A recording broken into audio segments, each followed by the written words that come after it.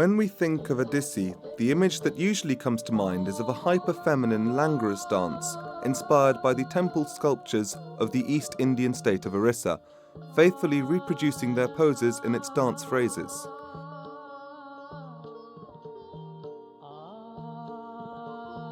Odissi is one of the recognized classical dances of contemporary India. It is often claimed that its core repertoire was provided by the ritualistic and age-old dance and singing of the Maharis, or temple dancers, who were attached to the temple of Lord Jagannath at Puri until as late as the 1950s. Odissi became a classical dance in the second half of the 20th century, subtly modelled on the aesthetics of Bharatanatyam, the paradigmatic dance which grew out of the Sadir of the Devadasis, the famous temple dancers of South India, and which was believed to embody the essence of Indian dance classicism. The history of Odissi is intriguing and reveals a complex process of negotiation which took place in the effort to classicize it, playing out in the period from the 1940s to the 1970s. Turning Odissi into a classical dance form was part of a broader process of modernization of Indian dance as a whole to make it suitable to the modern urban stage.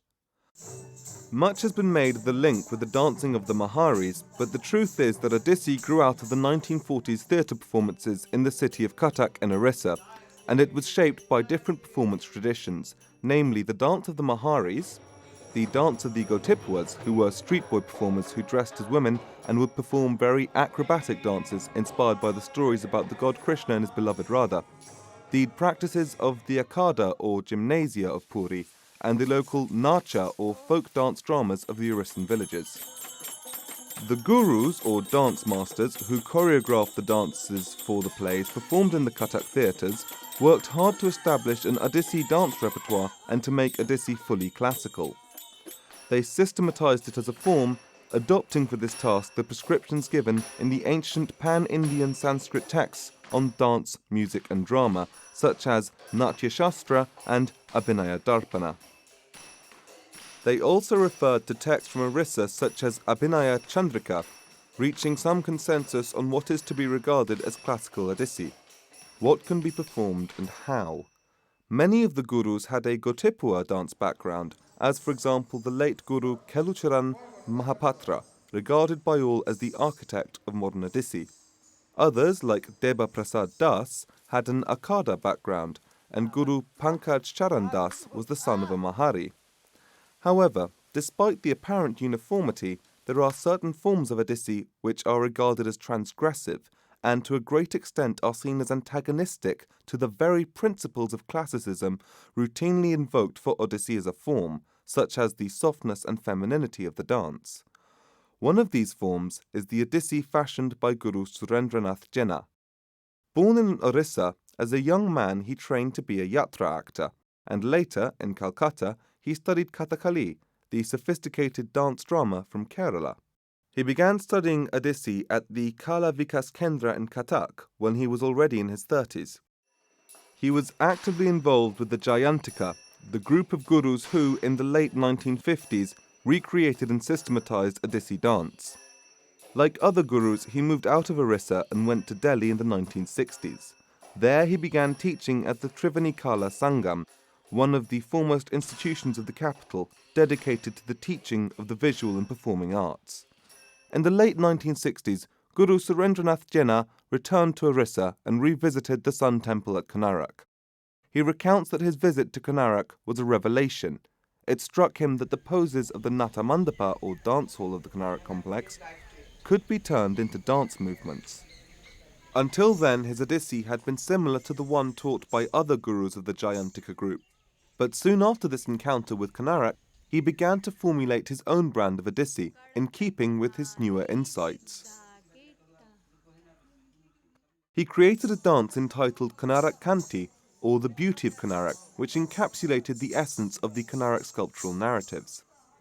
What followed was a period of intense work, choreographing new dances, returning as often as possible to Orissa, exploring new depths and relating more closely to the two temple sites which seem to have sustained the whole of its choreographic output.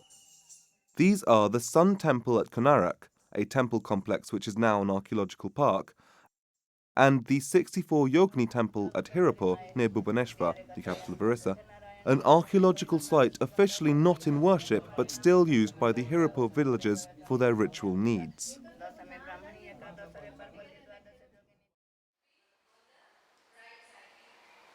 Guru Jena's Odissi technique is based on the Tribangi, or three bends of the body, and Chauka, the square position typical of Odissi, and it comprises exercises which use both positions.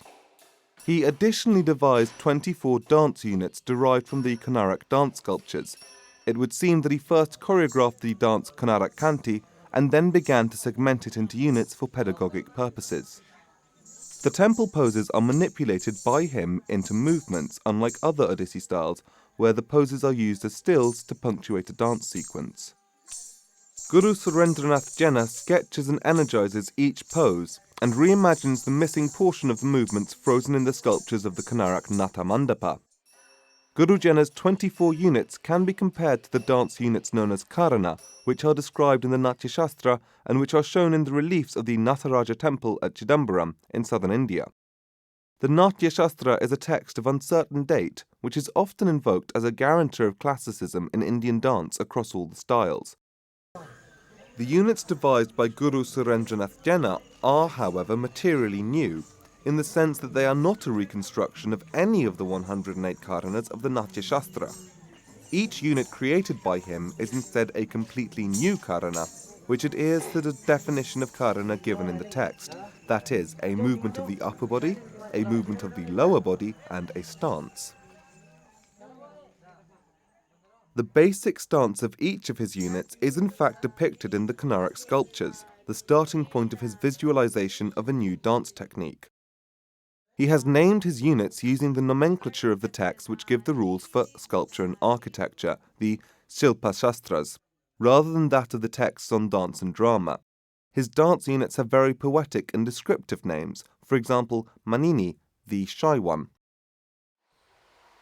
The Tribanguia in this style of Odissi involves very deep bends and a marked side shift of the torso, with the chauka performed through a slow lowering movement from mid to low level, ending into a squatting position and rising from it to mid-level.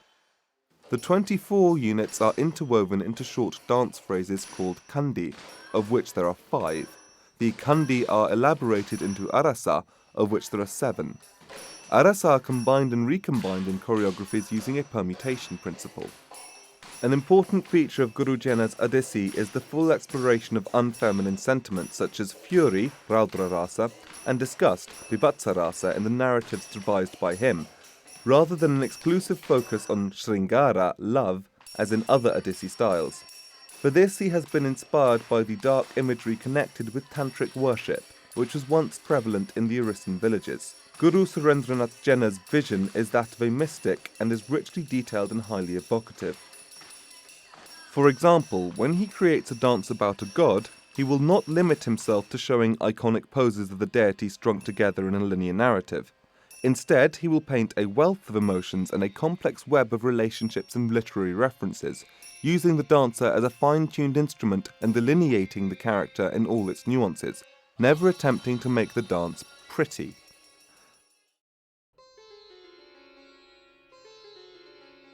The Sun Temple at Konarak, a UNESCO World Heritage Monument, is shaped like the chariot of the sun god Surya, with 12 pairs of wheels drawn by 7 galloping horses. Built near the sea over a period of 12 years by the Eastern Ganja dynasty in the 13th century, it fell into disuse as early as the 15th century, but it became a legend known as the Black Pagoda to seafarers because of the dark colour of its stone. Architecturally, it follows the pattern of a typical Orissan temple, but on a very large scale. The deul, or sanctuary, is no longer intact as its tower collapsed long ago, but the very tall porch or Jagamohana is still extant. Opposite the eastern staircase of the Jagamohana, there is a Bogamandapa, also known as Nata Mandapa or dance hall, made up of intricately carved pillars, no longer covered by a roof. Architecture and sculpture are totally intertwined at Konarak. The outer walls and recesses of the main structure are covered with carvings showing deities, celestial musicians and celestial dancers, sculptures inspired by everyday life occurrences, erotic imagery, birds and beasts, foliage and decorative motifs. Some of the main sculptures have been moved to the nearby Konarak Archaeological Museum to protect them from erosion. The main deity of the temple is Surya, and he is shown, unusually, wearing boots, a fact which has led to speculations on a possible Central Asian influence in the iconography of this god. The Alasakanyas, or indolent maidens, scattered on the temple walls, are often found in dance or dance-like attitudes. While it is the Bogamandapa that has particularly inspired Guru Surendranath Jena, the architectural structure of the entire temple complex has also been absorbed into the spatial geometry of his choreographic compositions, as can be seen in his use of circular patterns. West of the main temple, a smaller shrine is found. This is the Maya Devi temple, so named because it was believed to be dedicated to Maya, or illusion, one of the wives of the sun god, the other being Chaya, the shade. Contemporary archaeologists have disputed this identification and believe that this was in fact an earlier sun temple. Similarly, a small brick temple, made up of a sanctuary and a porch whose top is now missing, located to the southwest of the Maya Devi, was earlier believed to be dedicated to Chaya, but is in fact an older Vaishnava temple.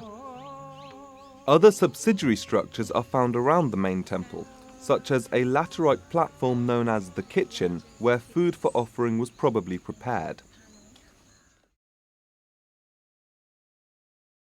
Following his visit to Konarak, Guru Surendranath Jena choreographed Konarak Kanti, a dance that depicts the beauty of the temple and refers to the kanyas of its sculptures.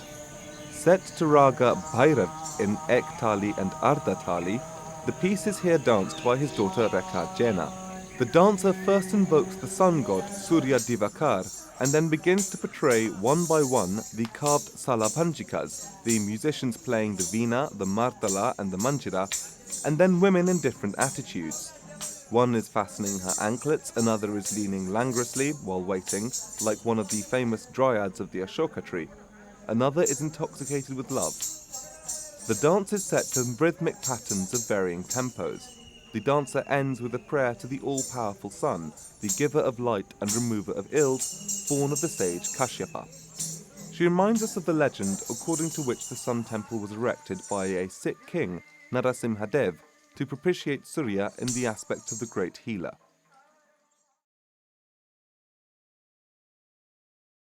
When Guru Jena visited Konarak, the Maya Devi temple was still thought to be dedicated to Maya, and the small Vaishnava temple was said to be for Chaya. He therefore choreographed a whole piece inspired by the goddess Chaya. The dance is introspective, unlike the exuberant Konarak Kanti.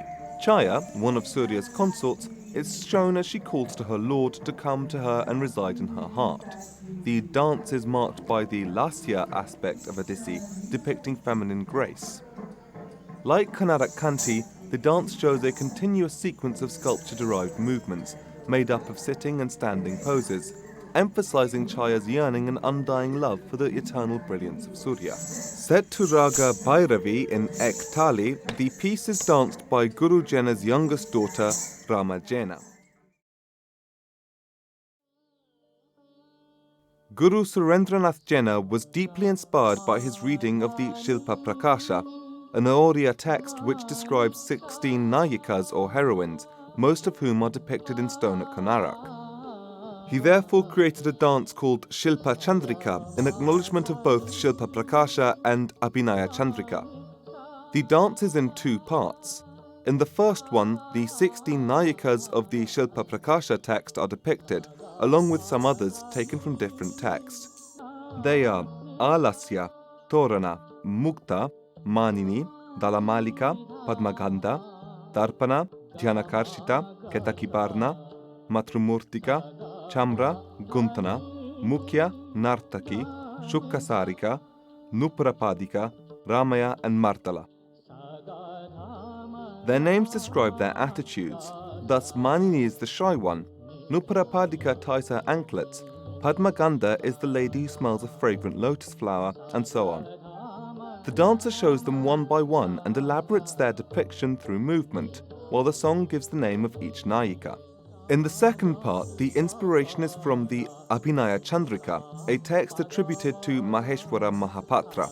Here the focus is on specific movements and bhangis, or body bends, such as Akunchana, Shibkara, Kumbhaka, Padabalaya, Aratrika, and Shrutikula, all performed by the dancer.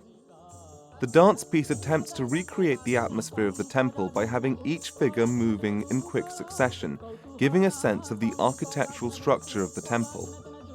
Thus we see some of the Nayikas standing against the temple walls, others waiting anxiously at the doorway, others holding implements and weapons in the recesses. Some of the Nayikas have gentle expressions while others are fierce. The composition is set to Raga Chandrakaus in Triputa and Ektali and is performed by the eldest daughter Pratibha Jena.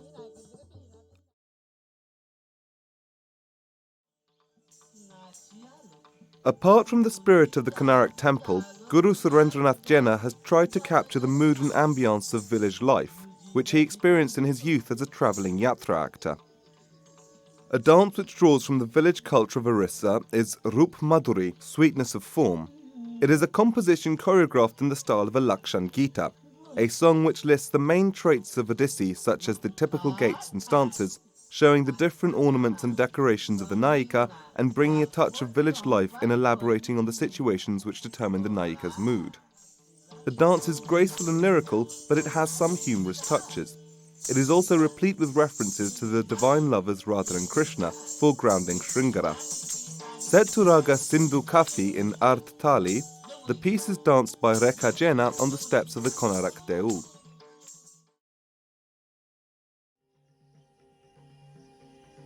The last of the 5 signature works presented here is Shakti Rupa Yogini, performed at the Hirapur temple near Bhubaneswar by Pratibha Jena.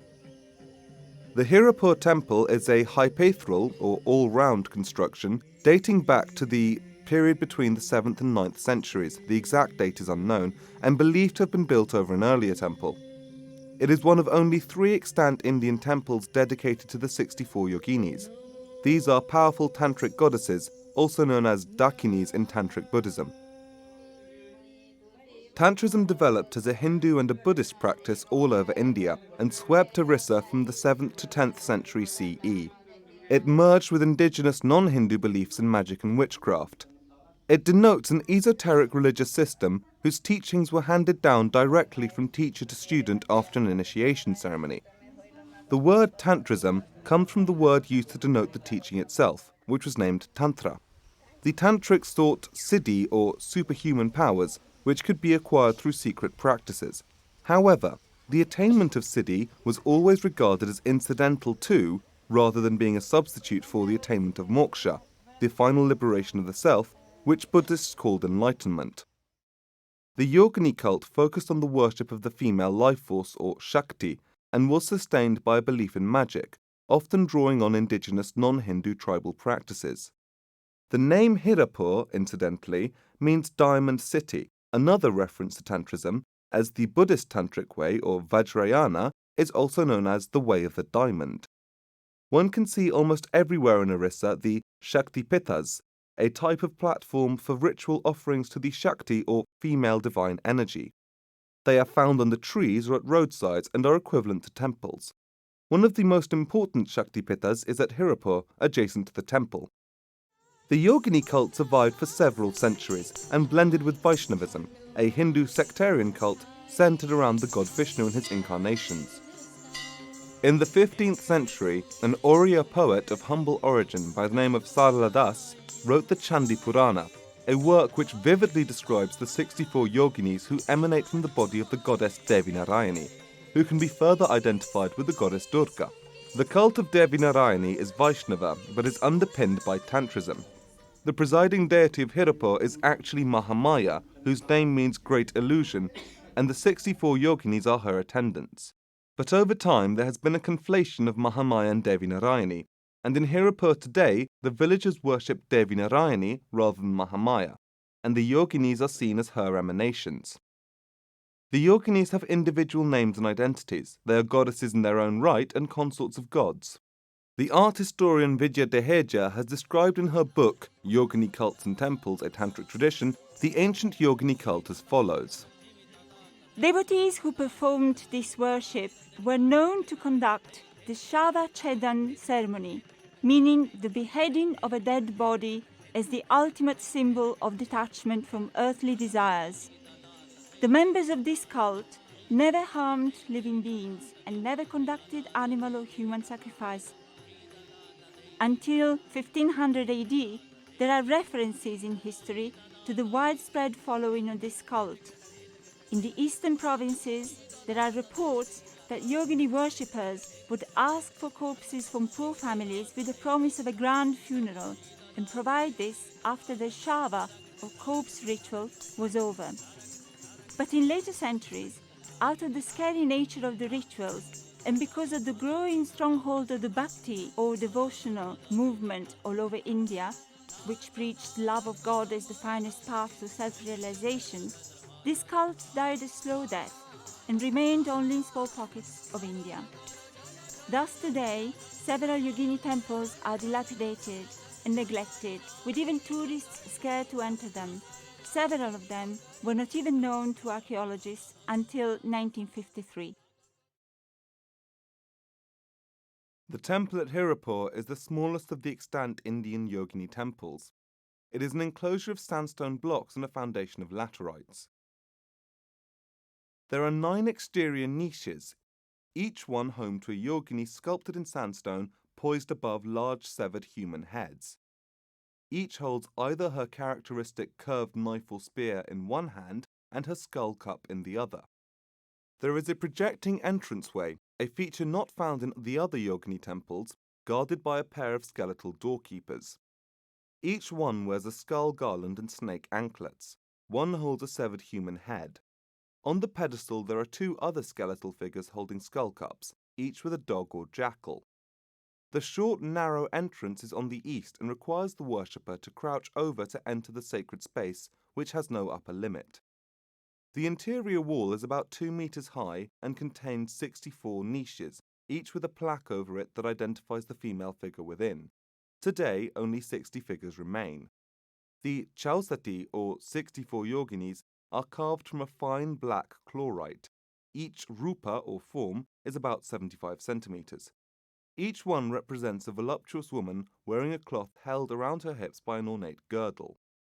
Besides the belt, she wears the other 7 symbolic ornaments: bracelets, armlets, anklets, earrings, necklace, garland, and headdress. The hairstyles are elaborate and include a bun worn to one side or else a coronet of tight curls. Some are warriors or huntresses with bows and arrows, others balance on a pair of wheels or play a drum. Most have 2 arms, but a few have 4.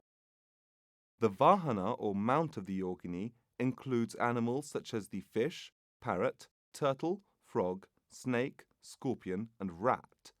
Some yoginis appear with a decapitated male head, an archer or other such representation at their feet. Several of the yoginis have animal faces. At the center of the enclosure there was a platform, a mandapa, with 4 pillars. Each of those pillars had a niche with a figure in it that represented the chief Indian male deities, that is, Brahma, Shiva, Vishnu, and Indra, but as females. This mandapa has now been restored to include 8 niches. 4 niches enshrine a phallic male figure, and 4 enshrine replicas of the female figures which are missing from the interior walls of the temple. This is a contemporary reconstruction attempting to marry ancient beliefs with more contemporary Hindu orthodoxy.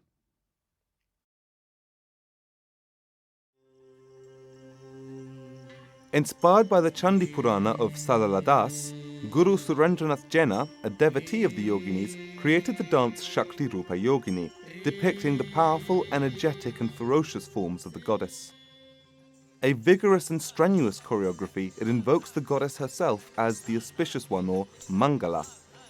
The dance combines Guru Surendranath's research into textual sources referring to the Yogini cult, with his imaginative visualization of ritual practices of the villagers and his personal devotion to the goddess.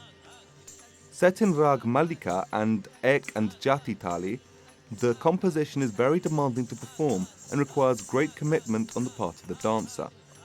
It is here danced by Pratibha Jaina on the Shaktipita of the temple. It is a most unusual composition in that it is inextricably linked with Hirapur. The choreography feeds off the site. The performance of Shakti Rupa Yogini at Hirapur brings out Guru Jaina's vision and extraordinary sense of connection with the temple site, with which he has infused his choreography. The sensorium of village and temple life is conveyed through the dance. Through it, the past is mobilized and an older way of worshipping is recontextualized in the 21st century, finding a renewed spirituality in the fragmented ritualistic function of the archaeological site. The dancer, Pratibha Jaina, on her encounter with the site, seemed to enter a heightened psychic state, resulting in tears streaming down her cheeks as she contemplated the goddess, seized by overwhelming emotion.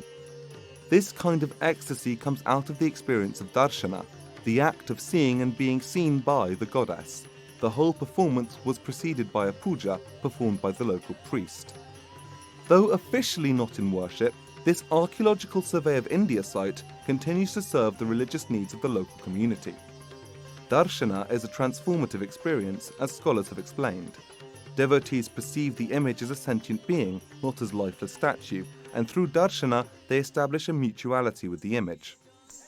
Through the choreography of this particular dance, the site is animated, the imagery of the powerful yoginis are given life, and the defunct practices of worship of their ancient cult are reactivated.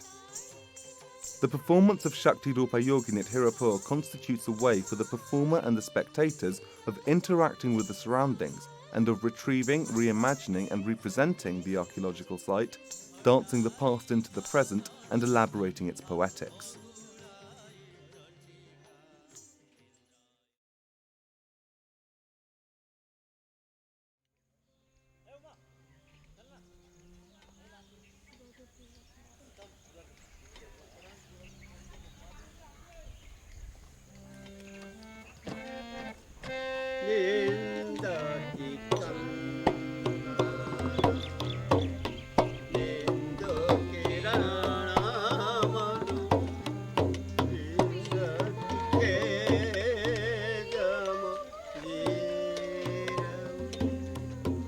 Nindati Chandanam, Nindati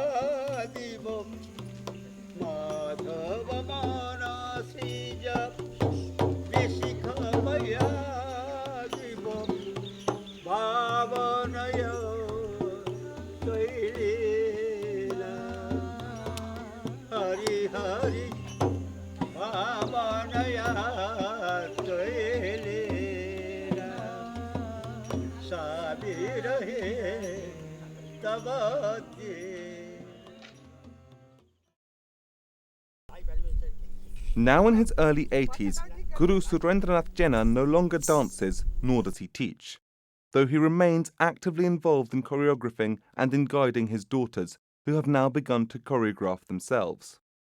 Pratibha teaches at Triveni, Rekha lives in Ajmer and teaches there, Rama, who also trained in Hindustani Sangita, that is North Indian classical vocal music, lives in Bhubaneswar. Guru Jaina joined our party at Konarak, chatted with us, gave instructions to his daughters, and at times burst into impromptu renditions of songs. We persuaded him to perform a short extract of Abhinaya, or Bhav as it is called in Odissi, and he demonstrated for us one of his most famous compositions, Nindati Chandanam, a song from the 16th century Sanskrit poem Gita Govinda by Jayadeva. The Song of Govinda is a poem about the divine love of Radha and Krishna, a devotional composition known all over India, which has inspired thousands of dancers and choreographers, as well as painters and other poets. Nindati Chandanam is one of the Ashtapadi of the Gita Govinda, which depicts the pangs of separation felt by Radha, who is waiting for Krishna to come to her. The poem says, O Krishna, Radha is desolated as she thinks only of you. She fears moonbeams like the arrows of the god of love. She loathes the scent of sandal paste as if it were a poison. To her, the sandal-scented breeze is venom, for it blows from Mount Malaya, the abode of serpents. She is lovelorn as you have left her. Guru Jena also demonstrated the Ashta Sattvika Bhavas, the 8 inner emotions, discussed in traditional Indian aesthetic theories and rarely explored in Abhinaya, as they are most difficult to convey. He explains that they are internal states with a correlated physical manifestation and cannot be performed, only experienced. He gives the different Sattvika Bhavas as follows. Stamba is when one is stunned by the vision of a god. Shveda is when the vision produces heat in the body. Romancha is when the excitement runs through the body in waves, giving goose pimples. Svarabhanga is when the god's beauty is so overwhelming that one cannot speak. Bapata is when one loses track and one does not know where to go, one loses all sense of direction. Vivarna is when the colour of one's face changes. Asru is when overwhelming emotions result into tears. And Pralay is when the soul is churned and a transformation takes place. This is what, in his view, makes the dance communicate most intimately at a deep personal level, without any need for words. When asked about inspiration, Guru Surendranath Jena replied very simply that it comes out of his devotion. It is perhaps difficult to comprehend fully this kind of relationship to one's art, and yet it is not possible to engage with Guru Surendranath Jena's work and gloss over its spirituality. Ultimately, the lesson we can truly learn from him is one of complete honesty to oneself. There are no compromises here. If you dance with joy, everyone will feel that bliss. Dance purifies you.